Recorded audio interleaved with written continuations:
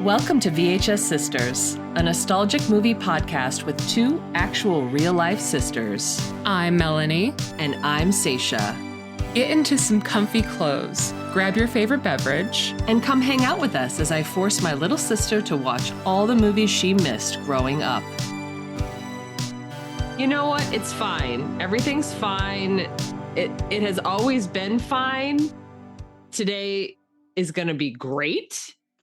And we're going to get through this, okay? That's all. We're going to do our best to get through this fucking... I'm already swearing. You loved this movie. I could tell. I can tell already that you love this movie. Welcome to our third week of 80s month. And today we have a very, very special film for all of you because the first one, Melanie loved. Had never seen but loved. Second one, as we said, a family favorite. And you loved it. I loved it. Mom loved it. Yeah. And today, listeners, I really wanted to treat Melanie to a special film because I was like, you know what? We've done movies from the 80s before, but I really wanted to show movies. I really wanted us to watch movies this month that were quintessential 80s. And I feel like this one is quintessential. What would you say? That's the word you would use to describe it? I mean, I feel like there's no other decade that this movie could have been made in. So therefore, yes, it is a quintessential 80s movie. You know, I don't recall if this was featured on any of my favorite shows. Like I had mentioned before, like the I Love the 80s and 80s Rewind and What Was Happening. I don't really remember seeing this movie in any of those recap clips. But yeah, maybe there's a reason. I think if you ask people of my age, I'm going to say elder millennials or very young Gen Xers, they're going to remember this movie. They're going to remember it for a couple reasons, probably. Either it gave them a lot of trauma, or it gave them a lot of sexual feelings, or a combination of both. Damn. And the movie we're talking about today, listeners, is none other than the iconic film Howard the Duck from 1986. In the United Kingdom, the alternate title was Howard ... A New Breed of Hero. Oh shit. So a new breed of hero. Yeah, thanks, England. I guess. Wow. Yeah. So anyway, yeah, this is Melanie's first time seeing Howard the Duck. This is. I felt this was unmissable because, like Melanie just said, there was no other time at which this could have been made. I will get into the history a little bit. I just want to ask you, before me requesting that we watch this, had you ever heard of it or seen anything about it? I have not seen anything from the movie. I'm sure I've seen the creepy duck puppet. I don't really have any context. Like, I didn't know what this movie was about. I find it really hard to believe that you wouldn't know if you'd ever seen that duck before, because I feel like if you've seen the duck, you know that you've seen that duck. Yeah. So I don't think you've ever seen that duck. Maybe it was repressed, like a repressed memory. So yeah, you never saw this at any relative's house or like on HBO by accident or anything like that. No. Not at all. As listeners, I just want to say Melanie watched this last night and she just sent this photo of herself, which maybe I'll share on social media, of her reaction to her watching it for the first time. And the face she sent did not look happy. I like to send my reaction in the moment. She looked, I would dare say, distressed, confused. And you know what's funny is my cat, BB, even joined in watching part of this movie with me. And the look on her face looked like pure terror. in her eyes. We'll share that picture for sure. We will share the real-time reactions of Melanie and BB because they were experiencing the trauma for the first time. I was very lucky. I got to experience this movie for the first time when I was either 7 or 8 years old. Oh boy. I was allowed to watch this for some reason. I do believe this was a VHS classic. This was rented from Blockbuster Video probably, or Mega Video, one of the small video rental stores. And watch this repeatedly, I have to say. Is this a movie for children, would you say? I would say absolutely not. It's crazy because it's definitely something that I don't want to call it like a grapey movie. You know what I'm saying? Like, it's not that, but it's so lewd that I'm surprised that anyone would think that it was for a kid. But I guess because of the duck, they would assume like, oh, look, it's an animated duck or whatever. Like, let's show our children this. Yeah, Yeah, I think it's interesting because anything that's animated or anything with puppets is considered sort of a childlike thing. Mm-hmm. And I think that is a bad assumption because there are plenty of adult type animations out there. There are plenty of adult things with puppets. But yeah, it just has that sort of like, I don't know. People, you are correct. People see puppet and they're like, that's for a kid. They see the duck on the VHS cover and they're like, I'm going to show this to my 7 or 8-year-old. Yeah, Timmy's going to love this. It's going to be fine. Yeah, so I'll get into the deep lore, and there's a lot of lore with this movie. There is a lot of pre-production hell that I could get into. I really mostly just want to talk about the movie itself and what you felt about it. But fun fact, this was originally supposed to be animated. That was the original concept because Howard the Duck is based off a Marvel comic. So, and I didn't know that. Okay. So yeah, I think it was 1970. I am not a huge comic book nerd, but I do know that he was like a fun little thing that Marvel Comics tried. And people really loved the character of Howard the Duck. He was sort of like the way that he was portrayed in the comic. He looked exactly like Donald Duck, by the way. Uh-huh. Big shirt, no pants, very Donald face. It was very adult. He also was like in love with a human woman. It just got kind of bounced around between studios forever. They were going to also do sort of like an early CGI thing, kind of like Who Framed Roger Rabbit. They were like, everyone was going to be human except for Howard, which I think might have been kind of cool. Yeah, maybe less traumatizing.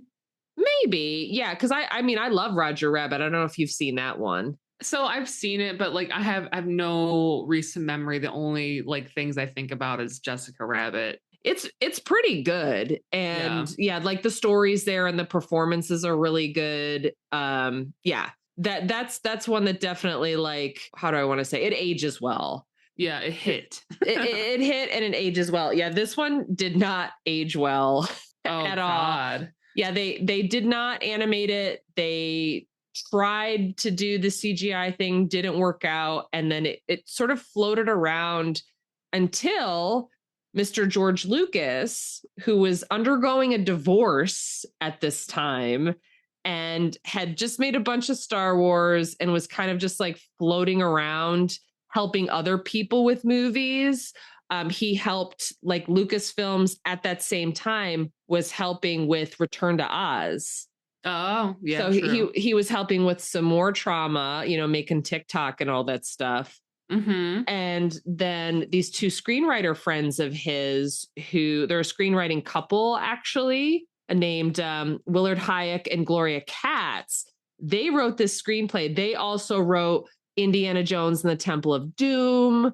They wrote, really? yeah. They wrote American Graffiti, which is a really good movie about the 60s. They wrote Messiah of Evil, which is a really cool cult horror film. Like they're all over the place. Mm-hmm. So they had this screenplay and then they were friends with George Lucas and they're like, okay, let's get this made. And he's like, all right, we're going to do Howard the Duck and we're going to just do like the best Muppet ever. And that was the whole concept behind this. And technically, because it was a Marvel comic, this is technically the first Marvel movie. That's crazy. It is crazy. Yeah, that's like a really important piece of history that, like, if you don't know and you go back and you look at it, you realize like why no one wanted to take Marvel movies seriously for a lot. Like, you just could not get superhero movies made that did well. Like, there was Superman, but like that totally tanked. The only thing that went well would have been a DC comic, but like all the Batmans and stuff from like the 80s and 90s. But it took a while. Like Batman, like people knew Batman from like the 60s series. Right. And it was like goofy. Like, I mean, I grew up with that and it was like, you know, so cartoony. And then, yeah, people didn't take it seriously until Tim Burton got his hands on it. And he did that whole thing with Michael Keaton. Like, I cannot tell you, like, I was alive during that time. And that was so exciting. It was like dark and creepy and cartoony. And now I want to rewatch Batman. There we go. An actually good superhero movie. Yeah, it was just cool. It was like, it was very, you know, the world building was cool. Yeah. And this, I don't know, with Howard the Duck, they went through so many versions of the screenplay. First, it was going to be like just set in Cleveland. And there was, I know, like, so Cleveland. I was watching it and I was like, so we're from Michigan, right, listeners? And I was like, so funny that this cursed movie is set in Ohio because, you know, not to start any more rivalries, but, you know, it's kind of a joke that Ohio is a cursed place. Well, it's funny because it's like now, you know, everyone who's Gen Z and younger refers to anything that's really crappy as something that is Ohio. So I'm like, Cleveland, this movie is so Ohio. Wait, is that I'm old. I don't know that. I know things. So like the kids will just say like, oh, that's Ohio, or like Ohio this or whatever, meaning like it's trash. Whoa, that's really cool trivia. That's cool youth trivia. I love that. Wow. Yeah, that's all you got to say. It's just Ohio. Yeah. Wow. This movie is Ohio for sure. Oh, yeah, it sure was. Yeah, it was funny. Upon this last rewatch, I was like, maybe it'll be charming. Because it's one of those things, like if you go on Letterboxd, people either have this movie as like 5 stars or a half a star. They're like, I love this. This movie, you know, gets trashed for no reason, blah, blah, blah. Or they're like, this movie scarred me and it should be burned and no one should ever see this movie. But yeah, like I said, they try to write the story a bunch of different ways. Like Howard, his actual comic book character, sort of like a film noir, cigar chomping kind of like detective. And he's like, yeah, hey, yeah. Like, hey, Toots, come on up and see me, you know, like which I think would have probably been a better angle if they had stuck with that. But he kind of like becomes a little more modernized throughout the movie. Like he's all like 80s this or whatever, because the place that he had came from was like in technically the same time frame as they are. Because you have like phones and TV and Playboy magazine, Play Duck magazine, you know? So it's like, it's weird because he comes from Duck World, which is basically the same as Earth, right? Duck World is the same as Earth, except everything is duckified. So is it Duck World? It is called Duck World. Yes.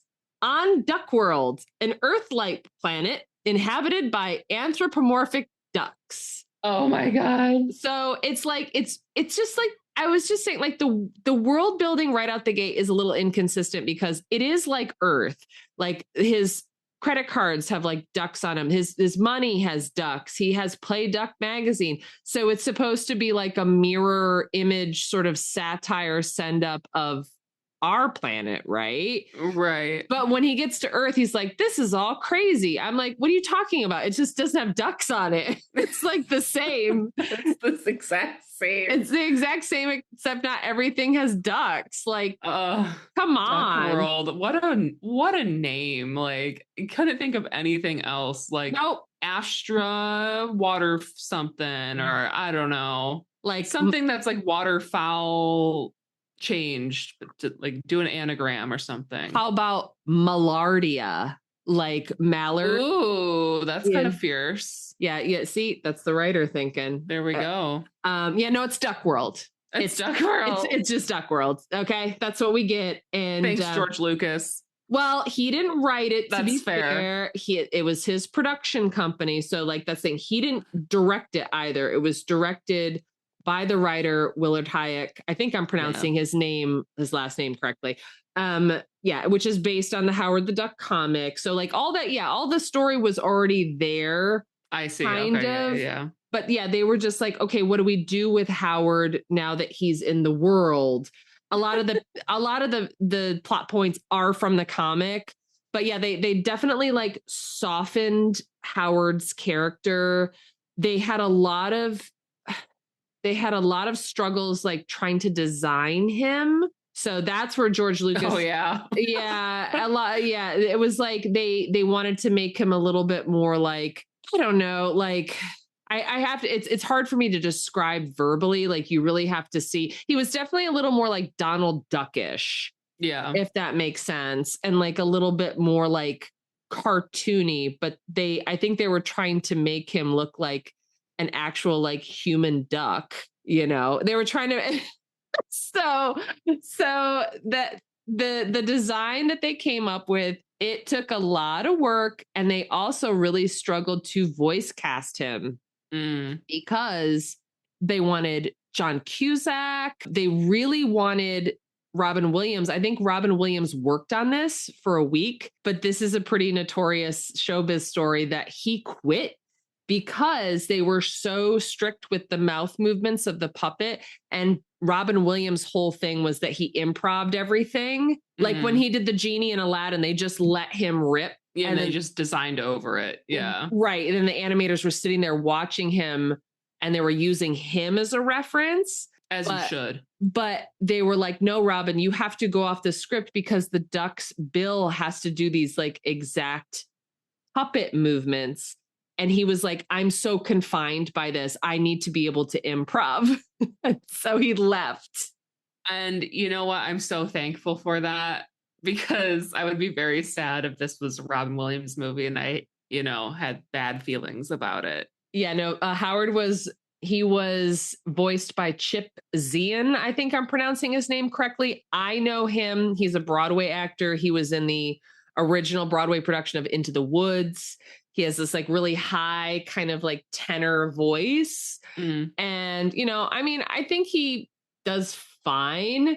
Yeah. But his voice, like the character of Howard is so like, I think they try to make him sympathetic, and he comes across as like a little mean and snarky. And I just don't think that that's like a great choice for your protagonist. Like it takes a lot of charm to be an anti-hero, and it's really really hard to sell that through a puppet is all I'm saying. Like you can get away with being mean and snarky if you're like super hot, Melanie, how did you feel about the character of Howard the duck? As a duck, he's not like any other duck. He's raunchy.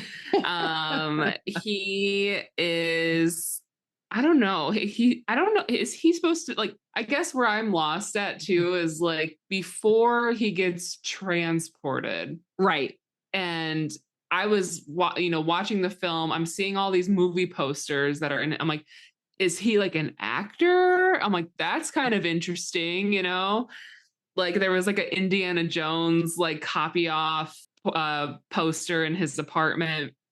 Sure. And then like when he flashed forwards into, Earth, he's talking about how like he's a construction worker by day, but like likes to make music by night or something. And then like it kind of gets lost until I would say like the end of the movie, or like very briefly he plays the piano, and I'm just like, there wasn't enough of that. Like I don't know, as far as a character goes, he was not my favorite. I'm not sure where you got construction worker from. That's what he said. I feel like that he's like, I work this by day and by night I want to do music. Well, he said he does copywriting and he does like Is ads. that what it, Yeah. It's okay. Maybe you just misheard. You misheard. Yeah. It's fine. It's fine. I was like, what? You're like, got the Timbs on. Yo, he's working class. I like this duck. No, yeah, he's blue collar. He's a cop. He's like a Mad Men kind of guy. Cause there's like, it's pretty brief. Like when he meets Leah Thompson's character, Beverly, later, he's like, yeah, you know, this ad. Yeah, blah, blah, blah. That was me. But, you know, she even says this within like 5 minutes of meeting him, that he's like a sellout. That she wants to bone him. Yeah. I mean, and so we'll get into it. But yeah, his job is apparently a copywriter, an ad guy. We get a little sneak peek into his apartment, which I do think that intro to the movie is really cool. Like seeing his apartment, like you said, all of the sort of parody posters of like, you know, movies that we know, but duckified. I'm just going to keep saying that word. Duckified? Yeah, just duckified. Yeah, he's got a Play Duck magazine. He's going to jerk off to duck titties. To duck titties. Yeah. And as you know, he's chilling in his apartment. He gets sucked via tractor beam into space, blows through his building. And you see duck titties in the Play Duck magazine, but you also see very pronounced duck titties in a quick scene in a bathtub. There's a duck in a bathtub sipping a drink. Honestly, she's living her life, and you know, we should all take notes. She's a diva. Yeah. What's her story? And I want to note too that there was like, when he was getting sucked out of the building on the street, there was one black duck for diversity hire. That's incredible. I did not clock that. They're not all white ducks. There is one black one. Wow. You know what? That's so woke of them back in 1985 to have that. Yeah, it's a lot. It's a really hot open. We get Duck World, we get Howard, we get duck titties. We get instantly transported into sort of like a sci-fi situation. Yeah, like cyberpunk sort of 1980s backstreet club that he lands upon. And there's like these, I have no other names besides like goon squad of people, of punks come out and like, hey, look at this guy. Yeah, let's throw him in. Let's take him in. Like, it's just like, what is happening? These are so like, they're very heightened characters. Like, I feel like if they were real punks, they would just continue smoking their cigarette and pay no attention. I mean, this was a very common trope. I mean, we're just starting to like, how do I want to scratch the surface? We're just starting to scratch the surface with your 80s movie education. The more 80s genre movies you watch, particularly in horror, you will see that this is just the trope. In the 80s, there is a gang of punks. They all have crazy voices. They have insane hairstyles. They're up to no good. They're usually like shooting up in an alley or beating up an old lady or whatever. It's just like a common like thing they'll throw into multiple movies. It's just like, oh, punks are bad. Yeah, they're bad. They're crazy. They're bad and they're crazy, and they're here to get Howard right in the mix. They're like, yeah, let's bring him in this punk club. And in the punk club, we meet our love interest played by Leah Thompson, which I was texting Melanie. I was like, I didn't realize that we have 2 Leah Thompson movies this month. Now, my question is did she get any roles after this movie, or was she done? She was not done. It's funny because I just recently looked up her IMDb, because I was like, she had a show in the 90s. She had a TV show. I don't know if you remember, called Caroline in the City. No. Which like did pretty well. It was a very like, I don't know. It was like around the time like Friends was on. Okay. That was actually the only show I remember that's like adjacent to Friends, or maybe it's not. I don't know. It was like Felicity. Yeah, it was like, yeah, that kind of era. And there's always a show about like, I'm a woman and I have a job. And it's crazy, right? That women are out here working I'm single and I'm barely making it. Yeah, but I've got great hair. Like there are a lot of shows like that. Ally McBeal's another one. Yeah. Okay. But yeah, anyway, yeah, no, she like works. Like I'm pretty sure she's most well known. Leah Thompson is, of course, most well known for Back to the Future trilogy. She was in all those movies. She was in this, obviously, and like a ton of other like 90s movies. I think she was in Stuart Little. Oh, no way. Okay. Do you remember that? I would have to check who she was. I thought my mind's blanking of her last name, but Gina Davis was in Stuart Little. Wait, maybe I'm getting this wrong. No, I'm sorry. You are right. Gina Davis was in Stuart Little. Leah Thompson was in Dennis the Menace. Oh, yeah. And also the Beverly Hillbillies movie in 1993. She was like the bad woman. Oh, okay. She has just done a lot of different stuff. And she's always like, if you look at her wiki, she's done like one or two things every year. So never like a huge star. Obviously, she did have a moment in the 80s. And right. I just want to say Leah Thompson as her character Beverly looks incredible. Like, yeah, she's full 80s glam rock. And I like that when we first see her, she's in the club and she's playing behind like a chain linked fence, which to me, I'm like, any club that has the band behind the fence is a club that I want to go to. Yeah, you know, it's a rowdy punk club. It's either like a punk club or a country western club, like in the Blues Brothers. Blues Brothers, yeah. Where they're gonna throw shit at the stage, whether they like it or not. Yeah, no, I mean, this is a core memory for me, and like that was the thing too. When I was rewatching this, and I am glad we did. I was like, because I watched this so many times as a kid, this was a huge core memory for me because I didn't see girls in bands. Okay. There was Gem, the animated series, which was about girl bands. That was also huge for me. But this was like a live action thing. And I saw them at the club, not a single dude in that band. And I was like, that's cool. Yeah. I want to do that. And it stuck with me for like many years. Yeah. Basically, she has crimped hair.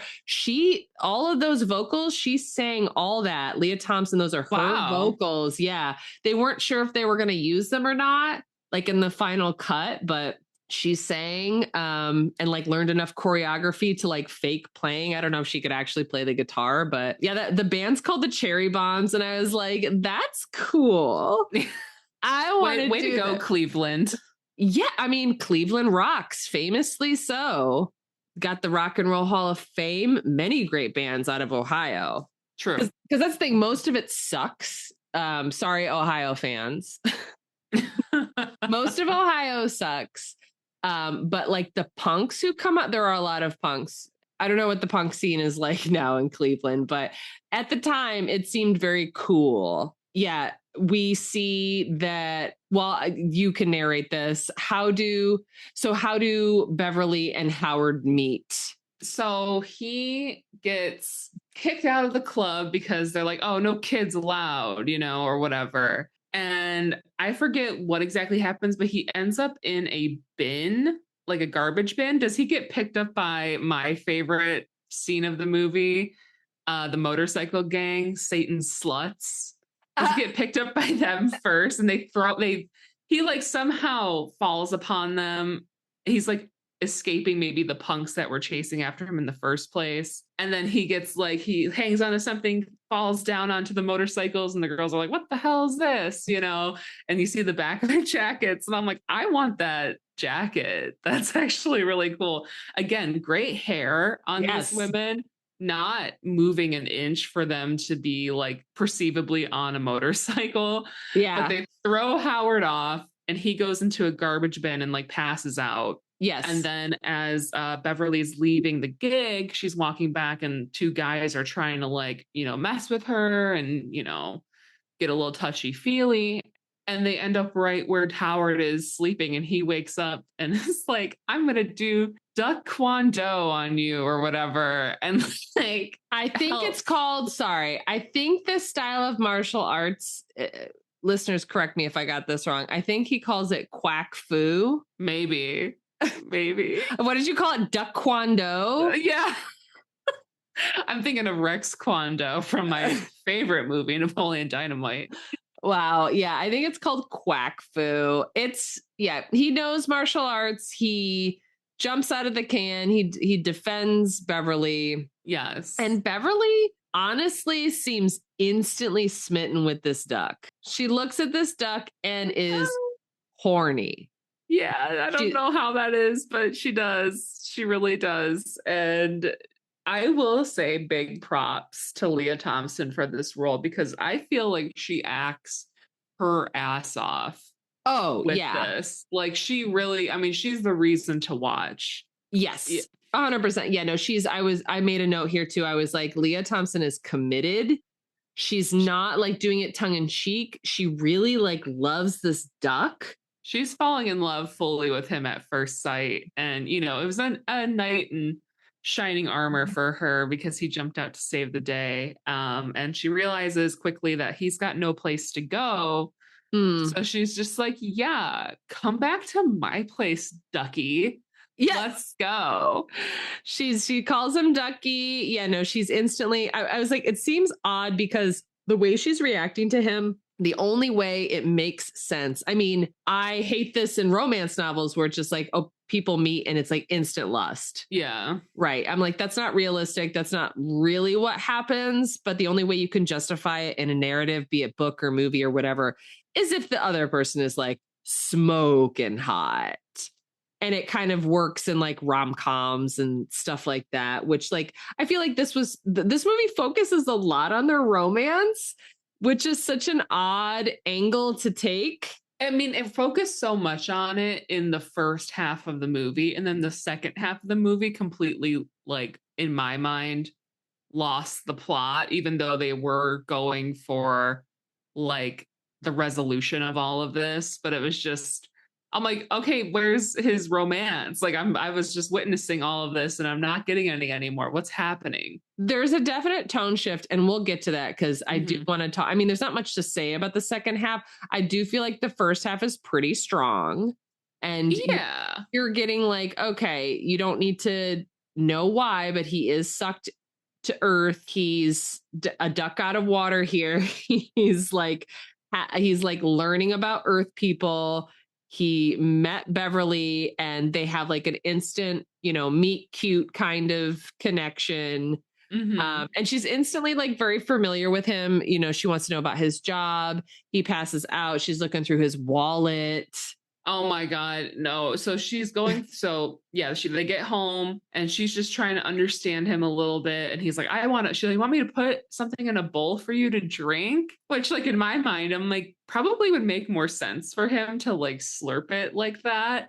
But he's like, no, do you have a beer? So she gives him a beer and they kind of shoot the shit a little bit and he instantly passes out. Have been there before, And so like, she goes through his wallet and you're seeing like the credit cards, the money that's all like, duck and funny. And then she goes into the back of the wallet and there's a condom, an open condom, not in a wrapper. No one on the set could have managed to make a wrapper for this. No, they need the whole thing out and it looks used in my opinion.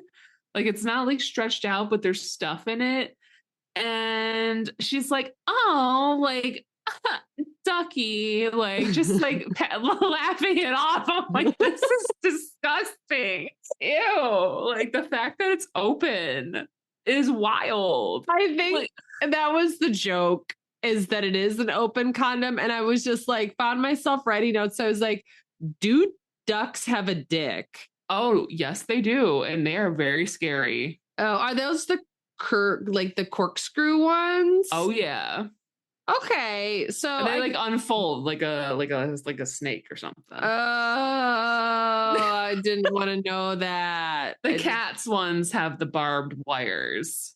Oh my God. I guess, you know what? I did this to myself because we know that you know a lot about animal biology from past podcasts. And of course you would know what a duck's Of course, you would know what a duck's dick looks like. Of course. And yeah, that condom is going to be all used and mangled from that corkscrew dick. And he just decided to throw it back in his wallet, you know. It is a corkscrew. I Googled it. It is. Oh, okay. Don't send me anything. Don't Google it, anyone, or do. I guess do. Yeah, if you do really, it. If you can see why she was into it. Yeah, it's a lot. We're really hitting the face with the lewdness between the duck nudity and the condom. And again, go ahead. I'm sorry to go back. I know why he ended up he ended up on the chase from having left the club, because he goes out, like gets kicked out of the club, goes into an alleyway where this couple's making out, proceeds to lift up the human woman's skirt, and then gets yelled at. So okay, there's the lewdness there. And then now again with this condom in the wallet. And I'm like, what is happening? Well, it's like a continuous theme throughout the movie. There's always just this element of here's the thing. Howard's down, and he's down to clown. And everybody, he's down to duck around. He's down to duck around. And the filmmakers who were making this didn't care that people knew that, even the children who were going to see it. I mean, do you think George Lucas was spending a lot of his Return of the Jedi money on pure uncut cocaine and was like, yeah, this is a great idea? George Lucas did a lot of questionable things around this time, which led to his wife asking for a divorce. Right. He fully lost his mind, I do think. And I think that as long as he could make a cool looking puppet or some sort of creature in his shop, he just liked staying busy. Yeah, he was just down. And I think that they just did not know how to market this film because it is clearly adult. But just because of the nature of the 80s, first of all, we were just allowed to watch anything, do anything, see anything. And so there were movies like this that kind of slipped through the cracks where you would just be like, okay, now I'm watching I'm watching a film in which we are pulling out a used condom and a duck is looking up a woman's skirt. And it's fine. And none of us. And I'm 7. And I'm 7. And now fine. Obviously, great. I feel like I really, I'm really enriched. I wasn't out here watching Bluey the dog or Coco Melon or anything like that. I was watching Howard the Duck look up women's skirts. Okay. And who's got a flourishing career in comedy now? Me. There we go. Baby. Me. Who's got a podcast now? Who's got a podcast now? You stupid bitch. Yeah, I have notes here. Why is everything in Duck World the same as it is on Earth? With the credit cards and stuff. I'm how do they know what any of this is? Yeah. So we get this tender little moment of Leah Thompson being very motherly towards Howard. And then she decides to take him to go see her friend, who was played by the then, very, very new actor, Tim Robbins, playing this scientist character named, this is one of the worst names that's ever been written, Phil Blumbert is his name. Blumbert. And I'm how does she know him? I guess he's dating somebody in her band. Oh, yes. But he is. And go ahead. I just want to say briefly, and we'll talk about it later too, but I thought Howard was pretty bad. Phil is the worst. Phil sucks. Phil really is the worst male of this movie. And I think maybe that's what we needed maybe we needed more Phils to make Howard look even better, but at least Phil was enough to really shed some light on Howard. Yeah, Phil doesn't know. He's not very socially adept. He invites himself in when he shouldn't. Upon this most recent rewatch, when I was watching, I was I remember as a kid, thinking Tim Robbins was cute. And I just remember as a kid thinking he was hotter than I think he is now. Just goes to show you how tastes change over time. Yeah, desperate times, desperate measures, and the concept of the size of the bubble or the pond that you live in. it's, you don't really get to know what other types are out there until you see them. So you're like, yeah, this tall, white guy, sure, he's cute. And then it's like, you look back and you're like, what the hell was I thinking? Yeah, Tim Robbins, he's done a lot of great stuff. He's in some of my favorite movies, Shawshank, obviously, The Player, Hudsucker Proxy, tons of stuff. Like he's gone on to have like a long and storied career. But this movie, he's not great. I'm just gonna say it. You could definitely tell it's his first foray. He does serve a purpose because he introduces us to like the other scientists who seem to know about the beam that was responsible for bringing Howard to the planet, and so they're going to get to the bottom of that. But Howard's a little pissed off by everything. He's really like, he's had a bad 24 hours. Yeah. And he proceeds to like tell off I already forgot his character's name. To tell off Phil, to tell off Beverly. He's like, I don't need you guys. So you guys think you're gonna like figure me out? I'm out of here. So he like immediately leaves and goes to the unemployment agency. And here we get another very lewd scene. Do you want to describe it, please? Oh my God, do I have to? But I will. It's just so he goes and he's wearing like this random ass outfit. And the lady, this older woman, is helping him find a job. And she's like, yeah, I see how you look. You're trying to like get out of this and, not or still be on unemployment. Well, guess what? I'm going to find you a job. And she like turns around and he goes to make this like biting motion towards her butt. Granted, she's like a older, heavy set Black woman. Sure. Whatever. But like she's older is like the key point, and he goes to bite that butt. I'm like, what are you doing? What are you saying? You're saying that older women don't deserve to have their ass ate by a duck? I am not saying that. I'm saying that in this scenario of somebody at the unemployment agency almost assaulting a woman while she's working is very inappropriate. Although I feel like she might have been down to clown a little bit, like she was just like, she was giving him sass and maybe he needed that. So she finds him a job. And what job does she find him?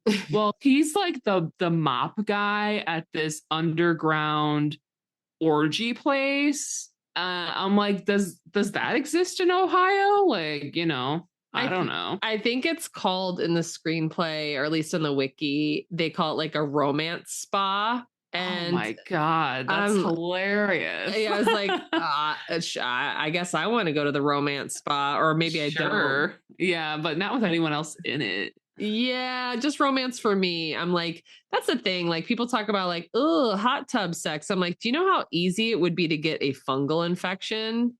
Especially at a public place. Like it's not your own personal hot tub, No, it's so easy to get like some goop in some kind of crevice. And you don't want that.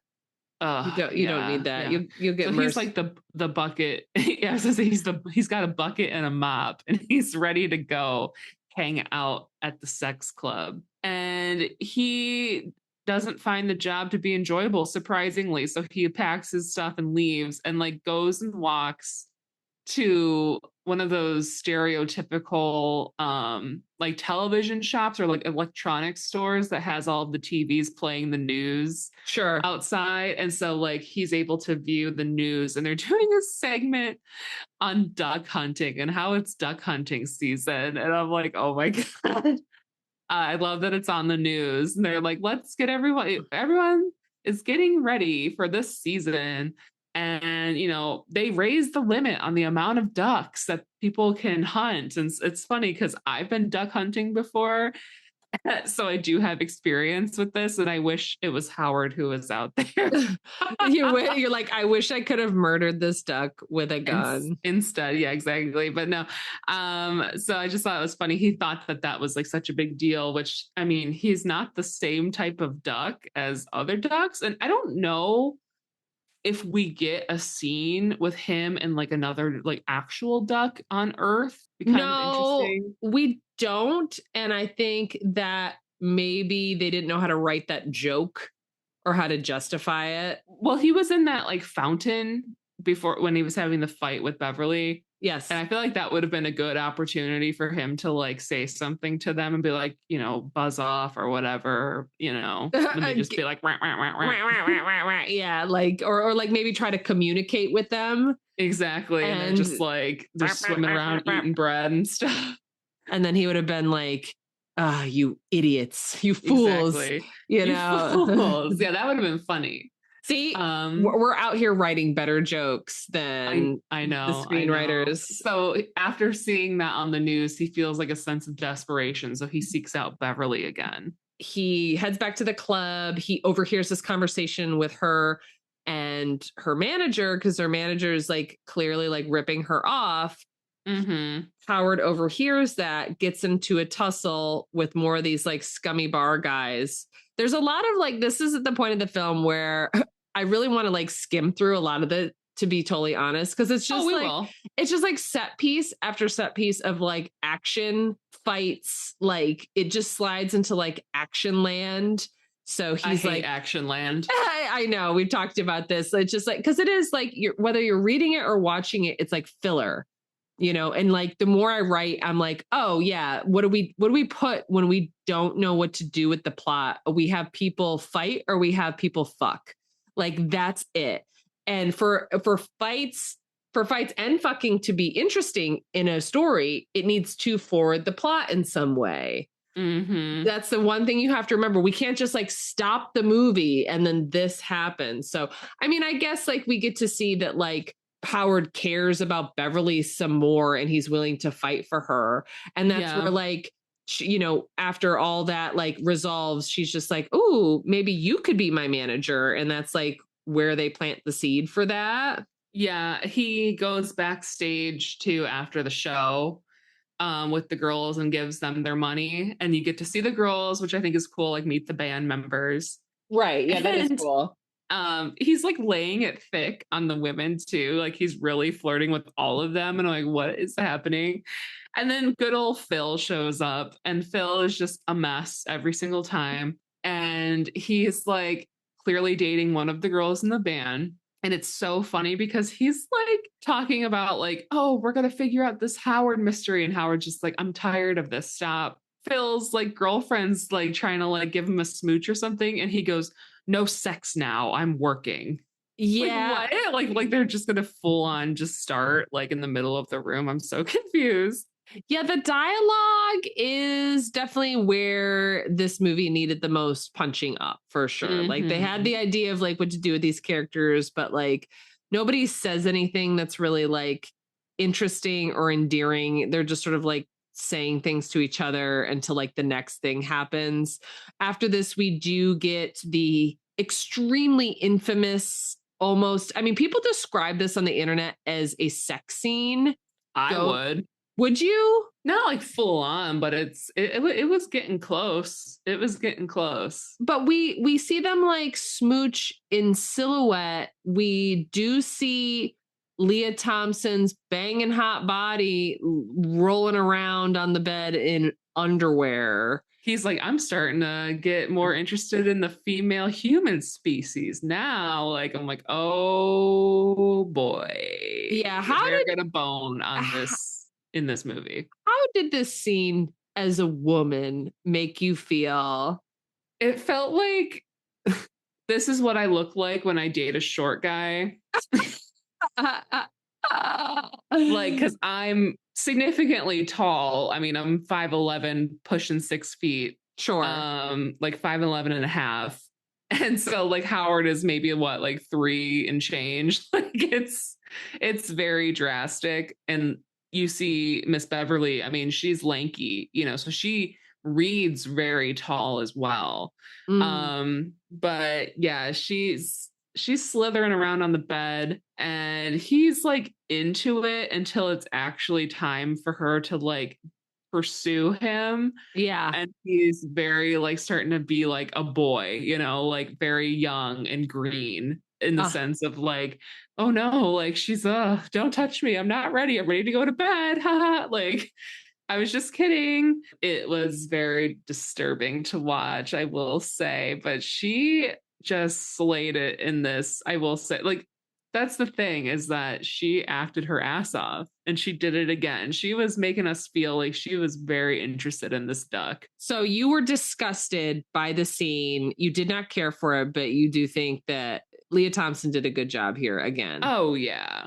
Yeah. Yeah, I do know that effect that they did to make Howard's feathers stand up on end took like many days to figure out, just to get this like visual gag of basically him getting a feather erection. And God. I remember just sort of like as a kid being like, is this what sex is? Like, this is one of the first movies that I feel like were more adult that I was allowed to watch. I would say pretty adult. And for a small child, a 7-year-old watching this being like, okay, so sex is with a duck and you do kiss him. Sex is with a duck. sex can be with a duck. It can be. And you know, as a woman, you can be the aggressor. Yeah, that's the thing that I think I liked about the scene, is that she was the one who was going for it. Yeah, she was 100% ready to like take that cloaca or whatever in her. I can't believe that's not what that is. That's like wait, what is it? That's when like a bird shits and pisses at the same time. Yeah, but so it like comes out of them, right? I guess. But this is gonna be the podcast that gets us banned. Yeah, people are gonna be like, we're not listening anymore. Yeah, you know what? Go fuck yourselves, because best believe this ain't the last time you're gonna see VHS Sisters. Well, when talking about duck dicks, we talk about dicks all the time, but this one is just so absurd and just, for lack of a better word, foul. It is foul. Yeah, it's interesting because like we get this sex scene kind of teased, but it's immediately broken up by Phil, and also his boss or his colleague, whatever. The character's name is Dr. Jennings, which bothers me so much. It should be Dr. Jennings, like plural. Dr. Jennings is not the all these names are just. Well, I mean, if his last name is Jennings, would you put an apostrophe or like an S on that? Yeah, Jennings is like a name. Jennings is a name that you hear in the world. It is a real name. Jennings feels incomplete. This is just a writer thing. Okay. I mean, that's fair. I mean, he could be Jennings. He is Jennings, but I'm saying every time I hear it, I'm like, just put an S on it. Just put an S on it, and it's going to be even better. Like, because naming things is hard, right? That's like, right. Like I've got naming children or any characters. Like I could write out a whole plot thing. I can tell you everything about characters, or like naming a D&D character. Like, what's their name? Like, oh, it's so important. Yeah. And Dr. Walter Jennings is played by Jeffrey Jones, famously from Beetlejuice, and unfortunately, I must say it, very famous child molester. So, no way. Wait, you didn't know that? Oh my God. Didn't know that. Wow. Registered sex offender in California and Florida. Oh. Yeah, it sucks. And that's why he wasn't, I don't know if you saw Beetlejuice. I got it. Okay, so I know he wasn't in it. He was not in it, and I thought he was dead. He's not dead. He is very much alive. He did some stuff with the 14-year-old boy. It's not great. But anyway. Oh my God. Holy shit. He was on Epstein Island. Yeah. Jeffrey Jones president. Yes. Yeah. So Jeffrey Jones, it sucks because I like a lot of the stuff that he was in. Like he was in Ferris Bueller. He's in Amadeus, one of my favorite movies of all time. But yeah, he was and is not a great guy. So I just wanted to say that. Boo. But yeah, I will say like his whole, and we can kind of like wrap up towards the end of the movie pretty quickly, because at this point it just becomes like chase scene after chase scene after like we get this very long drawn out transformation. Cause like the whole thing is like Dr. Jennings works with this tractor beam thing, understands it, wants to take Howard back to the lab. They do so. And there's instantly like some problem with it where he gets zapped and slowly begins to turn into this creature from like another dimension, this evil, like dark overlord. Yes, he describes himself as a dark overlord. I do want to say like his acting and like this whole like transformation from like regular guy into this dark overlord is pretty good. Yeah. And it's very convincing. It is completely batshit, but I just want to say it takes too long. Like there's a point, like at this point, it's like, okay, it loses its comedic effect, you know? Well, the whole movie at this point, I just feel like they had to get the script done and they're just like, okay. And then we know like there has to be some conflict where, you know, he's going to like Howard's going to try to get blasted back to his home planet, but there's something stopping him. Oh, it's the evil doctor who like they sit in this diner for like literally 45 minutes. That's funny because I wrote my note for him is blah, blah, blah, police now. There's a demon in the principal from Ferris Bueller. It's so true. Yes, he was in that as well. Yeah. They bring in some cops. I'm like, the cops were there. Now they're gone. I thought it feels like scenes get cut too. Yeah, but it's like the movie is almost 2 hours long. And I feel like so much more could have happened in the 2 hours, including but not limited to bestiality. But like you said, they were in the diner scene for so long and like in and around it too, because a lot had happened in it. And to me, what like seemed the most unbelievable as, you know, the fact that there is this duck on Earth here, this alien duck, is that there's a 24-hour diner with a Japanese fusion concept in the middle of Ohio. Yeah, I like the idea of Cajun sushi. And I was like, okay. But it's like diner. It's like diner and sushi. There's like eggs, which Howard is like, get those away from me. He's like, I guess it's like, get those eggs out of my face. Yeah, get those eggs away from my face. But it's like, I guess to be fair, you'd be being like served like a human fetus. And that would be pretty gross. I wouldn't want that near me. No, yeah, that's like, yeah, it's another opportunity to have a joke. Yeah, it's the whole concept of like the sushi Cajun diner. It's like, again, I picked this movie because this movie is 80s.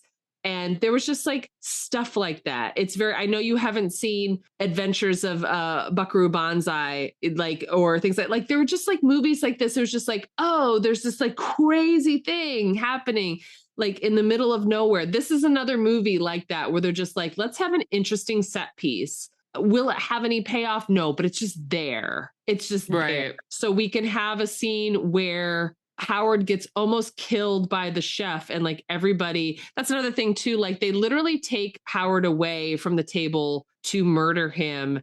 And Leah Thompson, Beverly, like the character of Beverly, who seemed really cool, like just has nothing to do now. Like she doesn't like try to she's physically just, like, screaming and going back and forth. Like she's just like, ah. Yeah, I was like, give her something to do. Like at the end, she's either screaming, but not really helping Howard, or like getting passed out, getting tied up, just sort of like a typical like comic heroine or love interest kind of person. Right. Yeah, the only reason that Howard gets out is because the demon overlord like comes to his full power. Like Dr. Jennings gets all super crazy with his lasers and stuff, blows up the whole diner. And got the space rabies. He got them space rabies. And then he takes Beverly, and then Howard reconnects with Phil somehow because he has to be there. Which is so stupid. I'm like, why would he be there? It's just like, because he was in the back of the police car. Yeah. And like when they escaped the lab, he was arrested and they were called on this call to come see them at this diner. It's so stupid. It's just like, okay, this has to happen, so we're just going to make this happen. And they don't even try to justify it. I will say, go ahead. The server in the place, I did like her. And I thought what she said was really touching, or not touching, I'm sorry. I thought what she said was really deep. and meaningful, which was like, she says, hostility is like a psychic boomerang. Yeah, they gave her like a lot of cool lines. I also wrote a note where I was like, she looks like that girl who played Barb on Stranger Things. Yeah, totally. Yeah, I was like, I wonder if like when they cast, I forget the actress's name from Stranger Things, but like, were they thinking of this movie? Because she's like a dead ringer for her. Yeah, she's definitely her cousin. Yeah, there's so many like moments. I was just like, oh, this would have been like a cool thing to explore. I'm like, this is like its own movie over here. There's just like a lot of like interesting ideas, but like not enough plot to hold it all together. So in the end, it's just like it becomes this great big chase. It's like we have Dr. Jennings who's turning into a tentacle monster, by the way. And that's another part where I was like, you know, sorry if this is TMI, but like as a 7 and or 8-year-old seeing this little phallic thing moving towards Beverly, I remember like this tentacle thing. I was just like, that's the duck penis right there. I mean, I didn't know what hentai was yet, but I would in about 7 years. After that. After that, yeah, I was just like, oh, what's all this going on here? It's very like, it gets very anime at the end. And, you know, I do like anime. So sure. Me too. Yeah, it's just everything took so long. Everything took so long. They're in this plane. They flying the plane, right, going to the nuclear plant because you know Jennings wants some power. The movie should have been fully 80 minutes. I don't even know if it should have been 90, and it was almost 2 hours. It could be like a tight 90, and I feel like you could have spent maybe a little bit more time in Duck World in the beginning. You could have put like and like, again, if you're going to go hard for raunchy duck, adult, you know, X-rated, like just make it X-rated and go for it. Right. Like, I don't know if you're familiar with the animations of Ralph Bakshi at all. Do you know who that is? I don't know if I would know his work or not. So he's the one who did the animated Lord of the Rings from the 70s. We've just talked about him briefly before.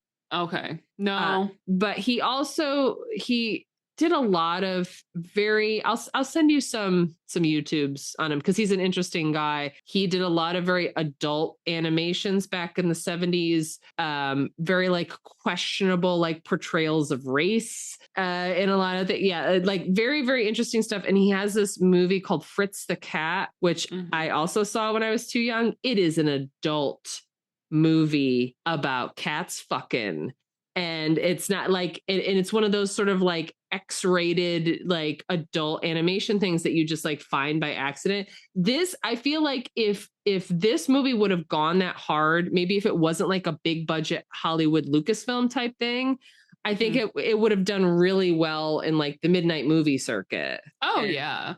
Instead of completely fucking bombing. I mean, it definitely has like a cult following and people always include it in like crazy things that happen in the 80s, even though you didn't see it on any of your compilation shows. I might have blacked it out mentally from the sheer terror that I felt when looking at him at such a young age. I'm surprised you didn't feel that way. But the 80s were a different time. You didn't have the softness of children's media that I had in the 90s. We had soft media, definitely on TV. There was a lot of like gentle children's programming. I mean, I grew up watching a lot of Canadian and French and British children's stuff. Yeah. A lot of creepy stuff too, obviously. But yeah, this was, like you said, George Lucas had some cocaine and he was just like, we're going to make this happen. And yeah, no one was in the editing room at the end. We just get this wild duck chase all the way to the power plant. They're just like, let the B-roll roll. Just let it roll. And then we get this standoff between Howard and Jennings, which he gets like the monster knocked out of him, but then the monster who is living in him actually appears as a great big like bug puppet. Which I will say Dark Overlord I think is better looking than the It spider. Ooh, Yeah, no, that honestly, good take. Good Yeah. take. Yeah, I do. Yeah. No, if like that's what it looked like, I would have been a little more creeped out. yeah, I think it was a pretty good puppet, clearly like some sort of like stop motion animation, but he had like, tentacles and grabby things and bitey teeth, and Melanie's doing a little crab walk right now. Uh yeah, he looked pretty good. I think you need the big bad in the end. It's just like it's like the end of a D&D or a video game. Well, it's funny because they send like there are more of them coming through on the tractor beam, and it's just the same one, like transposed 3 different times, and they're like moving the same coming down the tractor beam. Like, it's so funny to me. Yeah, they didn't have enough budget or time at the time to do individual monsters, so they're just like, you know what, cut and paste. Cut and paste. We're just going to throw that down the line. It's fine. It's fine. Yeah, it's like by the time Howard decides to like, because he has to destroy the beam. That's the thing. He's just like, well, this is the tractor beam that will take me back to my home planet. But if I don't destroy it, all these spider monsters will come and destroy Earth. And so he makes the sacrifice and he destroys it with one shot, which is just so anticlimactic. I was just like, but at that point for me, I was like, please, God, movie end. Please end now. Yeah, it's so funny, like the little things you remember from your childhood. Like I don't remember like chunks of this. Like I didn't remember the plane stuff, but I did remember the part where Howard slices a tentacle in the final battle and he laughs and he goes, slice salami. And I remember as a kid, like running around the house, like bothering mom being like, slice salami, like that's like, I don't know if she would remember that, but I'll have to ask her. I sure remember. Yeah, no, I was gonna say, did you watch this with mom? No, I didn't. I go, I'm watching Howard the Duck, and she goes, like makes like a face. I was like, okay. See, now you know what that face is all about. But yeah, so anticlimactic ending, but they end up back in the club, and Bev, like, so Howard's clearly doing some good music industry management and gets them at a better gig, and people are just living for the cherry bombs. This crowd is so fake hype. I love it. And so he has like his own theme song at the end. And it's so cringy and bad, but I'm surprised it wasn't Disco Duck. If you remember Disco Duck. Oh, I remember Disco Duck. Yeah, no, all of the songs in the movie that weren't like soundtracky, like the actual songs, were written by Thomas Dolby. Do you know who that is? No, but I know Dolby Sound. Is he related? That's a great question that I should know the answer to, but I'll look it up. I don't know if he's related to Dolby Sound. He is famous for writing the 80s one-hit wonder, She Blinded Me with Science. Oh. So yeah, I'm sure you've heard that on your 80s compilation shows. Yes. Yeah. And she blinded me with science. Yeah, he did like a ton of stuff. And yeah, he wrote all of the songs for this, the pop songs. Great. Good job, guy. The Howard the Duck song, which I sang. I have a very clear memory of jumping on my bed, singing Howard the Duck, and then just going, woo, and then jumping off the bed and doing that maybe like 100 times and having mom come in and like threatening to end her life. Because she's like, I need you to stop. I need you to stop singing. Maybe that's why she made that face when he said Howard the Duck. Maybe so. Yeah, she's been traumatized. This is what happens when you have kids, period, but also kids super young.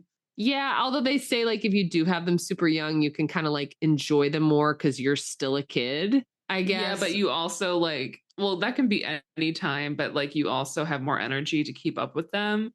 But at the same time, like your young adult life is ruined, essentially. Her young adult life was spent listening, having you be like, do interviews with me, mom. And then apparently screaming Howard the Duck and slice salami and jumping off your bed. That's it. I spent a lot of outside time today, and there were a lot of parents pushing strollers on the street. And I have to say, every single one of them looked fucking miserable. Yeah, it's Sunday. Like, you got a whole nother week to deal with the pickups and the drop offs and the snacks and the Bluey, which is a cute show, by the way. My cat loves it. Oh, I should try and show Bluey to my cat. They responded. So apparently Bluey has colors that like pets can see, because cats and dogs aren't all totally capable of viewing the full spectrum that the human eye sees. So like when they see Bluey, they like really lock onto it because they can visually understand it. And I'm like, that's so cute. Aww. So you didn't find the Howard the Duck song to be a good song. It was, I guess it was necessary, but it just felt. Was it though? I didn't like it. No, that's okay. Hot take. You know, it's not a hot take. It's just a take. You can not like things. That's fine. I think it's justified. Yeah, the whole thing where at the end Phil comes out and he's like, here's a little guitar that I just had for you, just so he can start shredding. I'm like, he's not plugged in. Right. He's e-plugged. I guess. I was like, back in 85, did they have that? Maybe. But he gets to like shred like Eddie Van Halen, and him and Howard and Beverly get to do like a little shred duo together. It's a match made in heaven. The crowd's living for this duck. And that's another thing too. I'm sorry. Like in the beginning, like when he is presented to Earth, people are responding to him like he is a literal monster. He is a monster alien from a faraway planet. And like by the end, it's fine. Cleveland knows who he is, okay? But how is the question? Like that's my real screenwriter question.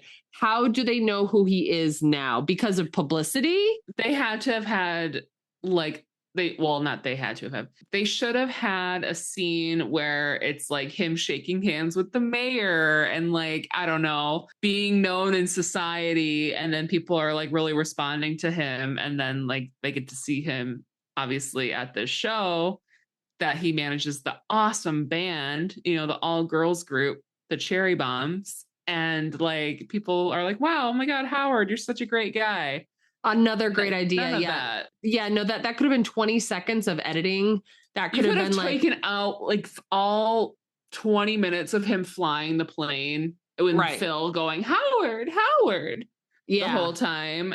And put that scene in for like no money. Right. No money. Like just, I mean, you would have had to mock up some like fake news lines like duck saves the planet or something. Yeah. Howard really, you know, acclimates to Cleveland, and Cleveland loves you, Howard. Yeah. And I was going to say, like, I just want to pop this in really quick, because like, this is something I pitched to Ryan last night after watching the movie. I'm like, instead of the character of Phil, or maybe there is a Phil, but instead of a scientist, he's a reporter who is trying to get the scoop on Howard. Like, maybe he's like a music journalist and he spies Howard and he's trying to like launch his journalism career. So the conflict in the beginning of the movie is like, he's trying to get the scoop. Beverly is trying to protect him. Right.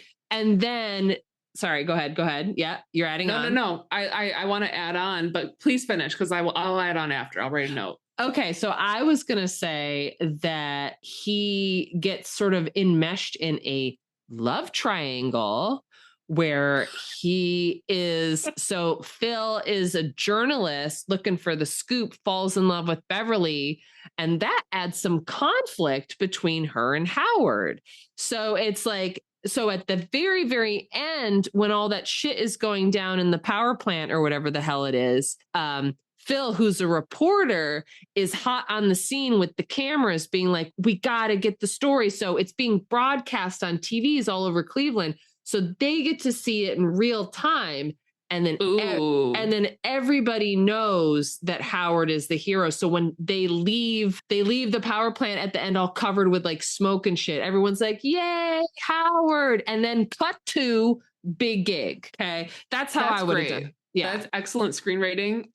I would like to amend the love triangle. Not that I don't find that it's good, but because I would like to know more about the women in the band, I think having Phil as the reporter is excellent. That's Okay. staying the same. His girlfriend is the lab tech. Women in Oh. STEM. Oh. Women in STEM. So we get to know more about the bandmates and like her friends, you know, and one of them works at the lab and she's like, hey, maybe like you guys should come in here after hours and we can help, you know.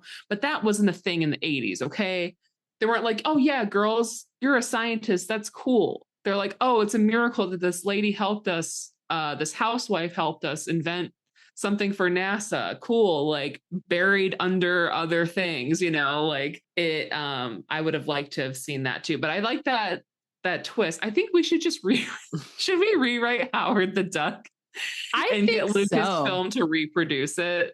I mean, I'm pretty sure Marvel has like all the rights to it still. And Marvel sucks. I'm sorry. If we're trying to pitch to Marvel, maybe they don't suck, but we could really change their lives if they just let us write for them. I don't know if Marvel needs our well, you know, they do need our input because all of their movies have been, let's just say this, have they made money? Sure. Have they been quality films that get awards? No. Absolutely not.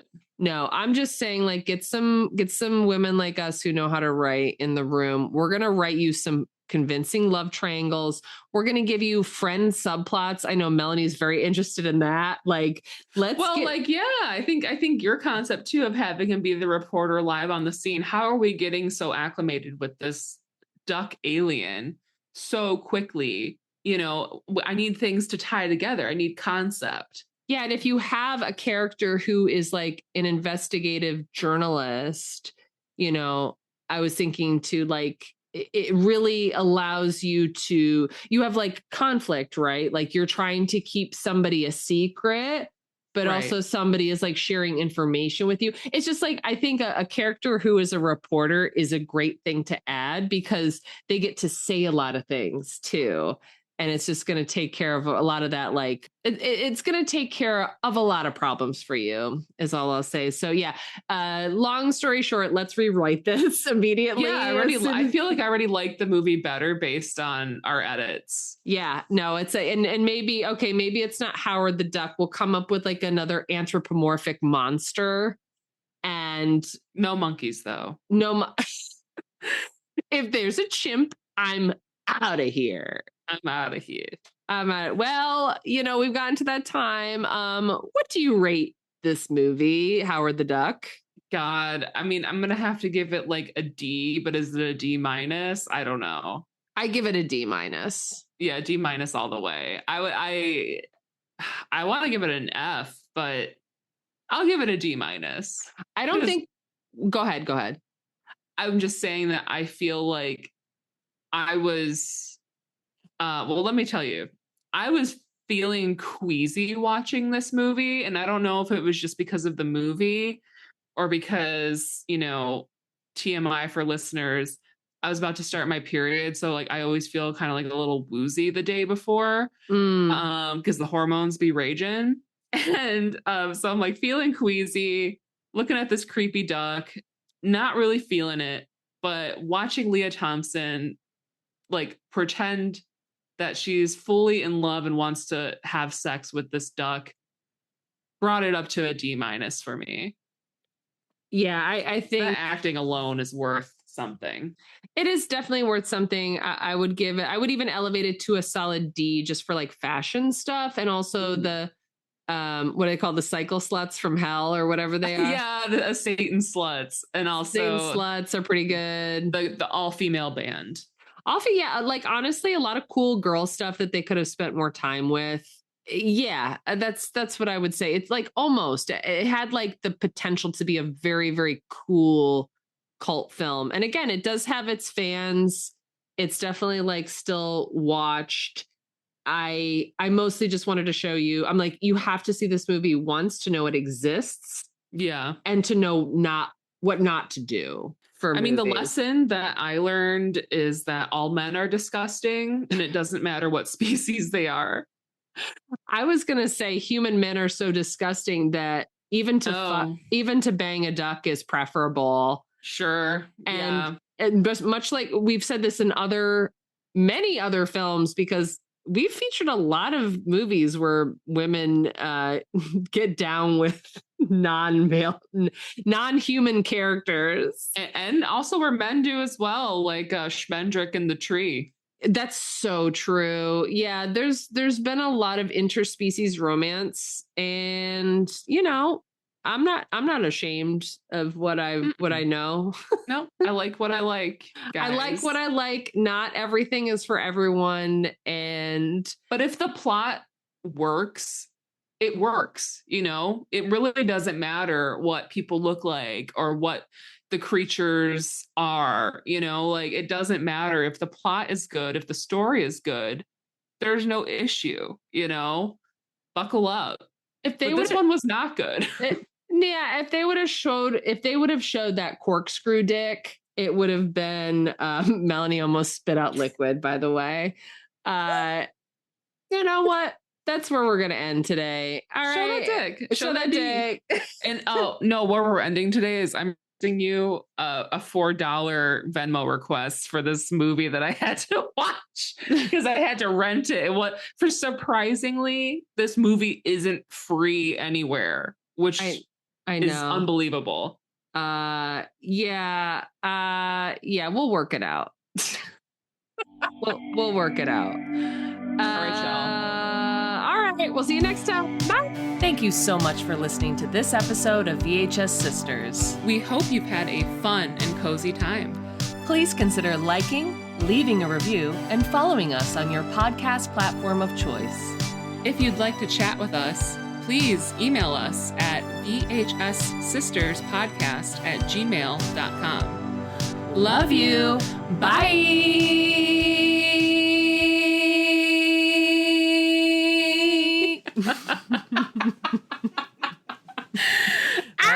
That's it.